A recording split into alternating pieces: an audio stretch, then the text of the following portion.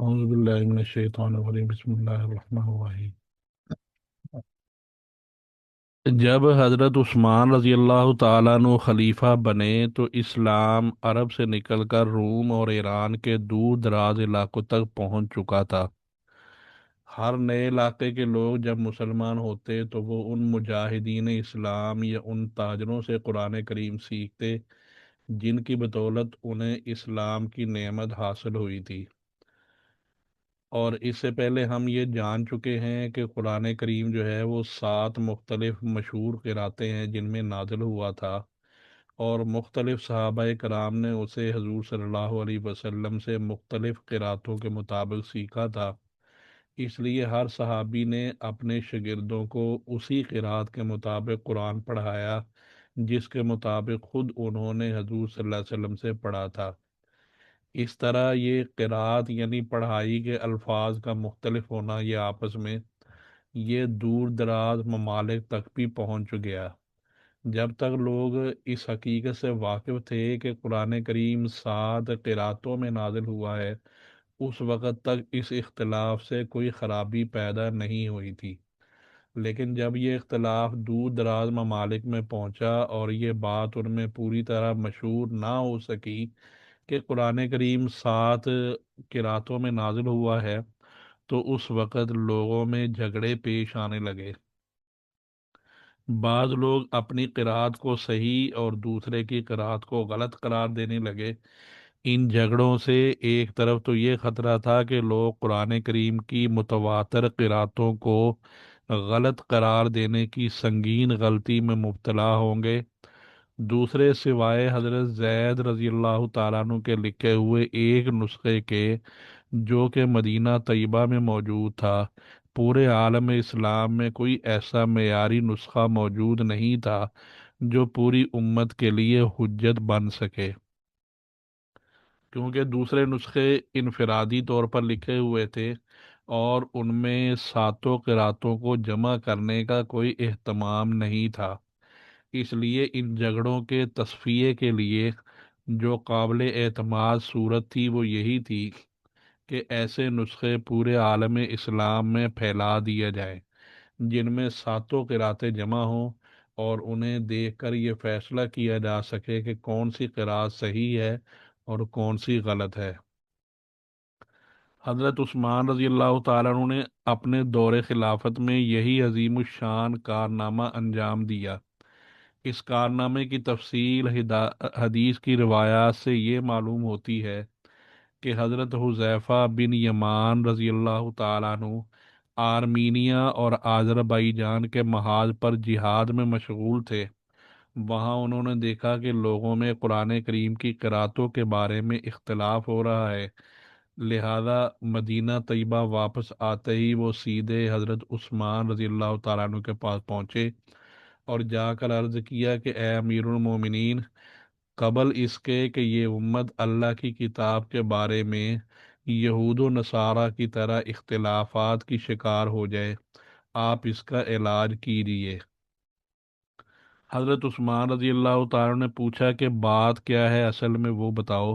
حضرت حذیفہ نے جواب میں کہا کہ آرمینیا کے محاذ پر جہاد میں شامل تھا، وہاں میں نے دیکھا کہ شام کے لوگ جو تھے وہ حضرت ابی بن کعب رضی اللہ تعالیٰ عنہ کی قرات پر قرآن پڑھ رہے ہیں جو اہل عراق نے نہیں سنی ہوتی، اور اہل عراق جو ہوتے تھے وہ حضرت عبداللہ بن مسعود کی قرات پڑھتے ہیں جو اہل شام نے نہیں سنی ہوتی تھی۔ اس کے نتیجے میں یہ ایک دوسرے کو کافر قرار دے رہے ہیں۔ حضرت عثمان رضی اللہ تعالیٰ نے خود بھی اس خطرے کو بھانپ چکے تھے۔ انہیں یہ اطلاع ملی تھی کہ خود مدینہ طیبہ میں ایسے واقعات پیش آئے ہیں کہ قرآن کریم کے ایک معلم نے یعنی استاد نے اپنے شاگردوں کو ایک قرات کے مطابق قرآن پڑھایا اور دوسرے معلم نے دوسری قرات کے مطابق قرآن پڑھایا۔ اس طرح مختلف اساتذہ کے شاگرد جب آپس میں ملتے تو ان میں اختلاف ہوتا، اور بعض مرتبہ یہ اختلاف اساتذہ تک بھی پہنچ جاتا، اور وہ بھی اساتذہ آپس میں بھی ایک دوسرے کی قرات کو غلط قرار دیتے۔ جب حضرت حذیفہ بن یمان نے اس خطرے کی طرف توجہ دلائی تو حضرت عثمان رضی اللہ تعالیٰ عنہ نے جلیل القدر صحابہ کو جمع کر کے ان سے مشورہ کیا اور فرمایا کہ مجھے یہ اطلاع ملی ہے کہ بعض لوگ ایک دوسرے سے اس قسم کی باتیں کہتے ہیں کہ میری قرأت تمہاری قرأت سے بہتر ہے، اور بات کفر کی حد تک پہنچ سکتی ہے، لہذا آپ لوگوں کی اس کے بارے میں کیا رائے ہے؟ حضرت صحابہ نے خود حضرت عثمان سے پوچھا کہ آپ نے اس کے بارے میں کیا سوچا ہے؟ تو حضرت عثمان نے فرمایا کہ میری رائے یہ ہے کہ ہم تمام لوگوں کو ایک مصحف پر یعنی ایک نسخے پر جمع کر دیں تاکہ کوئی اختلاف اور افتراق پیش نہ آئے۔ صحابہ نے اس رائے کو پسند کر کے حضرت عثمان کی تائید فرمائی۔ چنانچہ حضرت عثمان نے لوگوں کو جمع کر کے خطبہ دیا اور اس میں فرمایا کہ تم لوگ مدینہ طیبہ میں میرے قریب ہوتے ہوئے بھی قرآن کریم کی قراتوں کے بارے میں ایک دوسرے کا انکار اور ایک دوسرے سے اختلاف کرتے ہو۔ اس سے ظاہر ہے کہ جو لوگ مجھ سے دور ہیں وہ تو اور بھی زیادہ اس طرح کی تکذیب اور اختلاف کرتے ہوں گے، لہذا تمام لوگ مل کر قرآن کریم کا ایسا نسخہ تیار کریں جو سب کے لیے واجب الاقتداء ہو، یعنی سب اس کو مانتے ہوں۔ اس غرض کے لیے حضرت عثمان نے حضرت حفصہ رضی اللہ تعالیٰ عنہ کے پاس پیغام بھیجا کہ آپ کے پاس حضرت ابو بکر کے تیار کیے ہوئے جو صحیفے موجود ہیں وہ ہمارے پاس بھیج دیجیے، ہم ان صحیفوں میں سے نقل کر کے آپ کو واپس کر دیں گے۔ حضرت حفصہ رضی اللہ تعالیٰ عنہ نے وہ صحیفے حضرت عثمان کے پاس بھیج دیے۔ حضرت عثمان رضی اللہ تعالیٰ عنہ نے 4 صحابہ اکرام کی ایک جماعت بنائی، جن میں حضرت زید بن ثابت، حضرت عبداللہ بن زبیر، حضرت سعید بن العاص اور حضرت عبد الرحمن بن حارث شامل ہیں۔ اس جماعت کو اس کام پر مامور کیا گیا کہ وہ حضرت ابو بکر کے صحیفوں سے نقل کر کے ایسے مصاحف یعنی نسخے تیار کرے جن میں صورتیں بھی مرتب ہوں اور ان 4 صحابہ میں سے حضرت زید صرف انصاری تھے، باقی تینوں حضرات قریشی تھے۔ اسی لیے حضرت عثمان رضی اللہ تعالیٰ عنہ نے ان سے فرمایا کہ جب تمہارا اور زید کا قرآن کے بارے میں کسی جگہ اختلاف ہو، یعنی اس میں اختلاف ہو کہ کون سا لفظ کس طرح لکھا جائے، تو اسے قریش کی زبان کے مطابق لکھنا، اس لیے کہ قرآن کریم انہی کی زبان میں نازل ہوا ہے۔ بنیادی طور پر تو یہ کام ان 4 حضرات کے سپرد ہی کیا گیا تھا، لیکن پھر دوسرے صحابہ کو بھی ان کی مدد کے لیے ساتھ لگا دیا گیا۔ ان حضرات نے قرآن کی کتابت کے سلسلے میں جو کام انجام دیے وہ یہ تھے: نمبر 1، حضرت ابو بکر رضی اللہ تعالیٰ عنہ کے زمانے میں جو نسخہ تیار ہوا تھا اس میں صورتیں جو ہیں وہ مرتب نہیں تھی، بلکہ ہر صورت الگ لکھی ہوئی تھی۔ ان حضرات نے تمام صورتوں کو ترتیب کے ساتھ ایک ہی نسخے میں لکھا۔ نمبر 2، قرآن کریم کی آیات اس طرح لکھی کہ ان کے رسم الخط میں تمام متواتر قراتیں سما جائیں، اس لیے ان پر نہ نقطے لگائے اور نہ حرکات لگائیں، یعنی حرکات سے مراد زبر زیر پیش وغیرہ، تاکہ اسے متواتر قراتوں کے مطابق پڑھا جا سکے۔ نمبر 3، اب تک قرآن کریم کا مکمل معیاری نسخہ جو پوری امت کی اجتماعی تصدیق سے تیار کیا گیا ہو وہ صرف ایک تھا۔ ان حضرات نے اس نئے مرتب جو مصحف تھا اس کی 1 سے زائد کاپیاں تیار کیں۔ عام طور سے مشہور یہ ہے کہ حضرت عثمان رضی اللہ تعالیٰ عنہ نے 5 مصاحف تیار کروائے تھے، لیکن ابو حاتم سجستانی کا ارشاد ہے کہ کل 7 نسخے تیار کیے گئے تھے، جن میں سے ایک مکہ مکرمہ، ایک شام، ایک یمن، ایک بحرین، ایک بصرہ اور ایک کوفہ میں بھیجا گیا تھا، اور ایک نسخہ مدینہ طیبہ میں محفوظ رکھا گیا تھا۔ نمبر 4، ان مذکورہ کاموں کے کرنے کے لیے ان حضرات نے بنیادی طور پر تو انہی صحیفوں کو سامنے رکھا تھا جو حضرت ابو بکر کے زمانے میں لکھے گئے تھے، لیکن اس کے ساتھ مزید احتیاط کے لیے وہی طریقہ اختیار کیا جو حضرت ابو بکر کے زمانے میں اختیار کیا گیا تھا۔ چنانچہ حضور صلی اللہ علیہ وسلم کے زمانے کی جو مختلف تحریریں مختلف صحابہ کے پاس محفوظ تھیں، انہیں دوبارہ طلب کیا گیا اور ان کے ساتھ ازسر نو مقابلہ کر کے یہ نسخے تیار کیے گئے۔ اس مرتبہ سورہ احزاب کی آیت نمبر 23 جو ہے، جس کے الفاظ ہیں من المؤمنین رجال صدقوا ما عاہدوا اللہ علیہ، وہ علیحدہ لکھی ہوئی، یہ ہم نے کل بھی پڑھا تھا کہ وہ صرف حضرت خزیمہ بن ثابت انصاری رضی اللہ تعالیٰ عنہ کے پاس سے ملی تھی، اور اس کا یہ مطلب نہیں ہے کہ یہ آیت کسی اور شخص کو یاد نہیں تھی، کیونکہ حضرت زید خود فرماتے ہیں کہ مصحف یعنی وہ یہ نسخہ لکھتے وقت سورہ احزاب کی وہ آیت نہ ملی جو میں رسول اللہ صلی اللہ علیہ وسلم کو پڑھتے ہوئے سنا کرتا تھا۔ اس سے واضح ہے کہ یہ آیت حضرت زید اور دوسرے صحابہ کو اچھی طرح یاد تو تھی۔ اسی طرح اس کا مطلب یہ بھی نہیں ہے کہ یہ آیت کہیں اور لکھی ہوئی بھی نہیں تھی، کیونکہ حضرت ابو بکر کے زمانے میں جو صحیفے لکھے گئے، ظاہر ہے کہ یہ آیت ان میں موجود تھی۔ اسی طرح دوسرے صحابہ کے پاس قرآن کریم کے جو انفرادی طور پر لکھے ہوئے نسخے موجود تھے، ان میں بھی یہ آیت شامل تھی، لیکن چونکہ حضرت ابو بکر کے زمانے میں ان کے زمانے کی طرح اس دفعہ بھی ان تمام مختلف تحریروں کو جمع کیا گیا تھا جو صحابہ کے پاس لکھی ہوئی تھی، اس لیے حضرت زید وغیرہ نے کوئی آیت ان مصاحف میں اس وقت تک نہیں لکھی جب تک کہ وہ ان تحریروں میں بھی نہ مل گئی ہو۔ اس طرح دوسری آیتیں تو مختلف صحابہ کے پاس لکھی ہوئی تھی، لیکن سورہ احزاب کی یہ آیت صرف حضرت خزیمہ کے علاوہ کسی اور سے نہیں دستیاب ہوئی تھی، صرف ان کے پاس موجود تھی۔ نمبر 5، قرآن کریم کے یہ مختلف معیاری نسخے تیار فرمانے کے بعد حضرت عثمان رضی اللہ تعالیٰ نے وہ تمام انفرادی نسخے نظر آتش فرما دیے جو مختلف صحابہ کے پاس موجود تھے، تاکہ رسم الخط اور تسلیم شدہ جو قراتیں ہیں ان کو جمع کرنا اور صورتوں کی ترتیب کے اعتبار سے تمام نسخے یکساں ہو جائیں، یعنی برابر ہو جائے، ان میں کوئی اختلاف باقی نہ رہے۔ حضرت عثمان رضی اللہ تعالیٰ عنہ کے اس کارنامے کو پوری امت نے تحسین کی نظروں سے دیکھا، اور تمام صحابہ اکرام نے اس کی تائید بھی فرمائی اور حمایت بھی فرمائی۔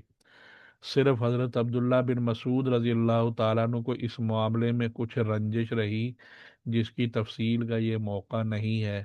حضرت علی رضی اللہ تعالیٰ عنہ فرماتے ہیں کہ حضرت عثمان کے بارے میں کوئی بات ان کی بھلائی کے علاوہ نہ کہو، کیونکہ اللہ کی قسم انہوں نے یہ مصاحف جو ہے، یہ نسخے، یہ ان کے معاملے میں جو کام کیا ہے وہ ہم سب کی موجودگی میں مشورے سے کیا ہے۔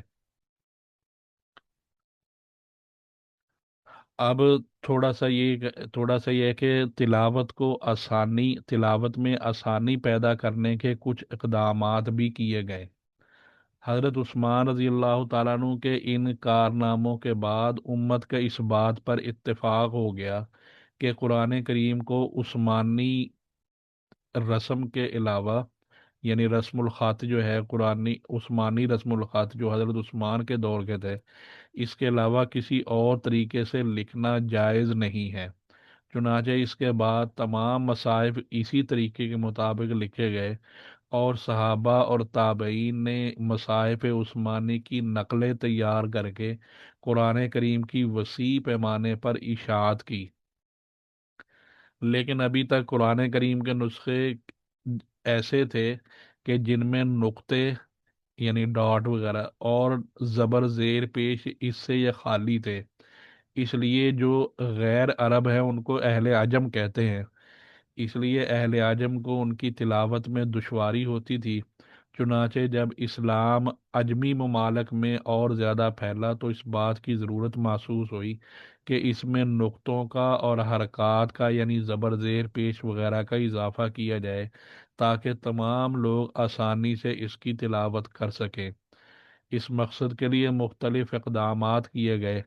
उनमें से कुछ इस तरह से हैं कि अहले अरब में इब्तदाअन यानी शुरू में लफ्ज़ों पर जो नुक्ते लगाते हैं इनका रवाज नहीं था। पढ़ने वाले इस तरीके से पढ़ने के आदी थे कि उन्हें बगैर नुक्तों की तहरीर में कोई दुश्वारी नहीं होती थी, और सियाको सबाक की मदद से यानी आगे पीछे वाला जो कलाम है उसको देखते हुए मुख्तलिफ क़िरातों में इम्तियाज यानी उनको अलहदा करना भी आसानी के साथ उनके लिए हो जाता था। ख़ास तौर से कुरान करीम के मामले में तो किसी इश्तबाह का इम्कान इसलिए नहीं था कि इसकी हिफाजत का दारोमदार सिर्फ किताबत पर नहीं बल्कि हाफजों पर था।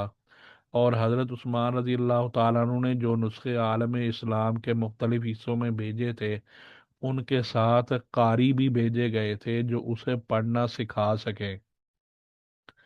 इसमें फिर रिवायात मुख्तलिफ हैं कि कुरान करीम के नुस्खे पर सबसे पहले ये नुक्ते किसने लगवाए। बाद रिवायात ये कहती हैं कि ये कारनामा सबसे पहले हजरत अबुल असवद दौली राहिमहुल्लाह ने अंजाम दिया है, और बाद कहते हैं कि उन्होंने ये काम हजरत अली रजी अल्लाह ताला अन्हु की तलकीन के तहत यानी उनके कहने के तहत इसको नुक्ते लगवाए थे। और बाद हजरा ने कहा कि कूफा का गवर्नर जो था जियाद बिन अबी सुफियान ये उसने काम करवाया था। और एक रवायत के मुताबिक ये भी है कि ये कारनामा हज्जाज बिन यूसुफ ने हज़रत हसन बसरी, हज़रत याहिया बिन यामर और हज़रत नसर बिन आसिम लैसी रहिमहुल्लाह के ज़रिए अंजाम दिया था। नुक्तों की तरह शुरू में कुरान करीम पर जो ज़बर ज़ेर पेश है ये भी नहीं थी। इसमें भी रिवायात का बड़ा इख्तलाफ है कि सबसे पहले ये हरकत किसने लगवाई। बाद हजरात का कहना है कि ये काम सबसे पहले वही हज़रत अबुल असवद ने अंजाम दिया। बाद कहते हैं कि ये काम हज्जाज बिन यूसुफ ने हज़रत याहिया बिन आम यामर और नसर बिन आसिम से करवाया। इस सिलसिले में तमाम रिवायात को पेश नज़र रखकर ऐसा मालूम होता है कि ये हरकत जो है यानी ज़बर ज़ेर पे सबसे पहले अबुल असवद ने लगवाई। लेकिन ये हरकत उस तरह की नहीं थी जैसे आजकल हम देख रहे हैं जो राइज हैं, बल्कि उस वक़्त ये होता था कि ज़बर के लिए हरफ के आगे ऊपर एक नुक्ता लगा देते, ज़ेर के लिए हरफ के आगे नीचे एक नुक्ता लगा देते, और पेश के लिए हरफ के सामने एक नुक्ता लगा देते। और तनवीन यानी दो ज़बर दो ज़ेर दो पे जहाँ आती हैं वहाँ दो ज़बर के लिए दो नुक्ते ऊपर, दो ज़ेर के लिए दो नुक्ते नीचे, या दो पेश के लिए सामने लफ्ज़ के सामने बराबर पे दो नुक्ते लगवा देते थे। बाद में हज़रत खलील बिन अहमद रहमहुल्लाह ने हमज़ा और तशदीद तशदीद कहते हैं वो जो डब्ल्यू की तरह होता है, वो उसकी निशानियां भी वज़ा की यानी मुतय्यन की। इसके बाद हज्जाज बिन यूसुफ ने याहिया बिन यामर और नसर बिन आसिम और हसन बसरी रहमहुल्लाह से बैक वक़्त कुरान करीम पर नुक्ते और हरकत दोनों लगाने की फरमाइश की। इस मौके पर यह हरकत यानी ज़बर ज़ेर पेश वगैरह के इजहार के लिए नुक्तों के बजाय जो पहले नुक्ते लगाते थे उसके बजाय ज़बर ज़ेर पेश की मौजूदा सूरतें मुकर्रर की गई ताकि हरूफ हरूफ जो होते हैं उनके एक अपने नुक्ते भी होते हैं, एक अगर ये भी हो जाए तो फिर आपस में मिक्स होने का खतरा है, ताकि उससे बचा जा सके। सहाबा और ताबीन का मामूल था कि ये हो गई बात, अब है अहजाब और मंजिलें। जो हम कुरान पढ़ते हैं उसमें नीचे लिखा होता है मंजिल, मंजिल नंबर एक, मंजिल नंबर दो, उसके बारे में सहाबा और ताबीन का मामूल था कि वो हर हफ्ते एक कुरान ख़त्म कर लेते थे। इस मकसद के लिए उन्होंने रोज़ाना तिलावत की एक मकदार मुकर्रर की हुई थी। उसको हिज्ब या मंजिल कहा जाता था। इस तरह पूरे कुरान को कुल 7 मंजिलों पर तकसीम किया गया था। और इसके अलावा अज्जा यानी जुज या पारा, बाजों में जुज लिखा होता है, जुज नंबर 1, जुज नंबर 2, बाजों में पारा, जो हम उर्दू वाले या पंजाबी वाले कहते हैं। तो आजकल जो कुरान करीम 30 अज्जा पर मुनक़सिम है, यानी 30 पारे हैं, जिन्हें 30 पारे भी कहा जाता है, ये पारों की तकसीम माना के एतबार से नहीं है, बल्कि ये बच्चों को पढ़ाने के लिए आसानी के ख्याल से 30 बराबर हिस्सों पर तकसीम कर दिया गया है। इसीलिए बाज़ औक़ात बिल्कुल अधूरी बात पर पारा ख़त्म हो जाता है। यकीन के साथ ये कहना मुश्किल है कि ये 30 पारों की तकसीम किसने की है। बाद हजरात का ख्याल है कि हज़रत उस्मान रज़ी अल्लाह ताला अन्हु ने वो मसाहिफ नकल कराते वक़्त उन्हें 30 मुख्तलिफ सहीफ़ों में लिखवाया था, लिहाजा यह तकसीम आप ही के ज़माने की है। लेकिन इसकी कोई बाकायदा मजबूत दलील नहीं मिल सकी। अलबत्ता अलामा बदरुद्दीन ज़रकशी रहमहुल्लाह बुजुर्ग गुजरे हैं, उन्होंने लिखा है कि कुरान करीम के 30 पारे मशहूर चले आते हैं और ये मदारिस के अंदर कुरानी नुस्खों में इनका रवाज है। बज़ाहिर ऐसा मालूम होता है कि ये तकसीम सहाबा इकराम के दौर के बाद आगे सीखने सिखाने की सहूलत के लिए की गई है। इसके अलावा उस ज़माने में जो कुरून ऊला, जो पहला ज़माना था, उसमें कुरानी नुस्खों में एक और अलामत का भी रवाज था। वो ये था कि हर 5 आयतों के बाद हाशिए पर खुमुस, खुमुस 5 को कहते हैं, या उसकी जगह सिर्फ खा, और हर 10 आयतों के बाद उशर, उशर 10 को कहते हैं आशरा, या उसकी जगह आइन लिख देते थे। पहली किस्म की अलामतों को, यानी जहाँ खुमुस होता था वहाँ उसको अखमास कहते थे, और दूसरी किस्म की अलामतों को जो 10 आयतों के बाद लिखते हैं उसको आशार कहा जाता था। लेकिन उन उलमा के दरमियान ये भी इख्तलाफ रहा है कि बाद हजरात इन अलामतों को जायज़ कहते थे और बाद हजरात इन निशानियों को मकरूह समझते थे। यकीनी तौर से ये कहना भी मुश्किल है कि ये अलामतें सबसे पहले किसने लगाई हैं। एक कौल ये है कि इसको ईजाद करने वाला भी हज्जाज बिन यूसुफ था। दूसरा कौल ये है कि सबसे पहले जो अब्बासी खलीफा गुजरे हैं उनमें जो सबसे पहले खलीफा थे मामून, उन्होंने इसका हुक्म दिया था। लेकिन ये दोनों अकवाल इसलिए दुरुस्त मालूम नहीं होते कि खुद सहाबा के ज़माने में भी ये इन इनका आशार, जो 10 आयतों के बाद निशानी लगाते हैं, उनका रवाज मिलता है। चुनाचे हज़रत मसरूक रहिमहुल्लाह फरमाते हैं कि हज़रत अब्दुल्ला बिन मसूद रज़ी अल्लाह ताला अन्हु कुरान पाक के अंदर आशार यानी 10 आयतों के बाद निशान लगाने को मकरूह समझते थे। ये अखमास यानी 5 आयतों के बाद और 10 आयतों के बाद की निशानियां बाद में छोड़ दी गई। लेकिन एक और निशानी जो आज तक राइज चली आती है वो है रकू। रकू की अलामत है। इसकी तायीन कुरान करीम के मज़ामीन के लिहाज से की गई है, यानी जहाँ एक सिलसिला कलाम ख़त्म हुआ वहाँ रकू की निशानी पर आइन बना दी जाती है। लेकिन इसका भी कोई मुस्तनद दलील से ये मालूम नहीं हो सका कि ये रकू की इब्तिदा किसने और किस दौर में की है। अलबत्ता ये बात तकरीबन यकीनी है कि इस निशानी का मकसद आयात की ऐसे दरमियाने दर्जे की मिकदार मुतय्यन करना है जो एक रकत में पढ़ी जा सके, और इसको रकू भी इसीलिए कहते हैं कि नमाज में इस जगह पहुंचकर रकू किया जाए। पूरे कुरान में जो पहले रिवायत चलती थी वो ये थी कि 540 रुकू हैं। इस तरह अगर हर तरावी की हर रकत में एक रुकू पढ़ा जाए तो 27वीं रात को कुरान करीम ख़त्म हो सकता है। लेकिन बाद जगह लिखा है कि सूरत कुल जो है वो 540 नहीं है, बल्कि जो 558 रुकू हैं, और बाद ने लिखा है کہ 567 ہیں۔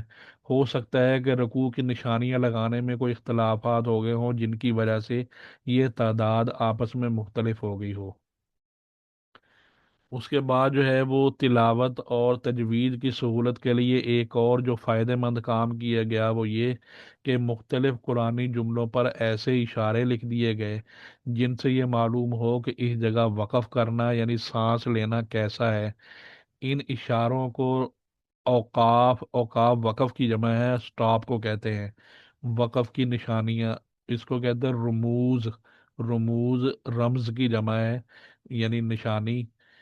تو اوقاف کے رموز کہتے ہیں ان کو، اور ان کا مقصد یہ ہے کہ ایک جو عربی جاننے والا انسان نہیں ہے وہ بھی جب تلاوت کرے تو صحیح مقام پر سانس لے سکے، غلط جگہ سانس توڑنے سے معنی میں کوئی تبدیلی پیدا نہ ہو۔ اس میں سے اکثر جو نشانیاں ہیں وہ سب سے پہلے علامہ ابو عبداللہ محمد بن طیفور رحمہ اللہ نے وضع کی تھی۔ ان کی پھر کچھ تفصیل ہے کہ طا کس لیے لکھتے ہیں، جیم کس لیے لکھتے ہیں، زا کس لیے لکھتے ہیں، صاد کس لیے لکھتے ہیں۔ یہ ساری نشانیاں ہیں، یہ ہر قرآن پاک جو بھی اردو میں چھپا ہوا ہے اس میں سب میں یہ نشانیاں اینڈ پہ ایک یا دو پیج کے اندر لکھی ہوئی ہوتی ہیں، وہاں سے دیکھ سکتے ہیں۔ اب جب تک یہ پریس ایجاد نہیں ہوا تھا، قرآن کریم کے تمام نسخے ہاتھ سے یا قلم سے لکھے جاتے تھے، مطلب قلم سے لکھنا۔ ہر دور میں ایسے کاتب جو ہے لکھنے والوں کی ایک بڑی جماعت موجود رہی ہے جس کا جس کا قرآن کی کتابت کے علاوہ اور کوئی مشغلہ نہیں تھا۔ قرآن کریم کے حروف کو بہتر سے بہتر انداز میں لکھنے کے لیے مسلمانوں نے جو محنتیں کی ہیں اور جس طرح اس عظیم کتاب کے ساتھ اپنے والہانہ شغف کا اظہار کیا ہے، اس کی بڑی مفصل اور دلچسپ تاریخ ہے جس کے لیے ایک مستقل علیحدہ سے کتاب چاہ یا کوئی اس طرح کا ہونا چاہیے۔ وہ ہوں گے یقیناً، لیکن پھر جب پریس ایجاد ہوا تو سب سے پہلے یہ ہیمبرگ کوئی علاقہ ہے، پتہ نہیں کون سے علاقے کا ہے، وہاں سن 1113 ہجری میں سب سے پہلے وہاں قرآن کریم کی اشاعت ہوئی، یعنی اس کو پریس میں چھپایا گیا، جس کا ایک نسخہ ابھی تک مصر کے دارالکتب میں موجود ہے، دارالکتب المصریہ کے نام سے وہ ہے۔ اس کے بعد مختلف لوگوں نے قرآن کریم کے نسخے پرنٹ کروائے، لیکن اسلامی دنیا میں ان کو مقبولیت حاصل نہ ہو سکی۔ اس کے بعد مسلمانوں میں سب سے پہلے ایک شخص گزرے ہیں، مولائے عثمان، یعنی مولانا کے ہوگا وہاں، لیکن وہاں ان کی فارسی میں مولائے ہوتا ہے۔ مولائے عثمان نے روس کے شہر سینٹ پیٹرس برگ، مجھے اردو میں لکھا ہوا تھا لیکن پتہ نہیں اصل نام کیا ہے، انہوں نے سن 1787 میں قرآن کریم کا ایک نسخہ پرنٹ کروایا۔ اسی طرح قازان ایک علاقہ ہے، اس میں بھی ایک نسخہ چھاپا گیا، اور سن 1828 میں ایران کے شہر تہران میں قرآن کریم کو ایک پتھر پر لکھوایا گیا۔ اس طرح کرتے کرتے ان پرنٹ شدہ اور چھپے ہوئے قرآن پاک کی دنیا بھر میں جو نسخے ہیں وہ عام ہو گئے۔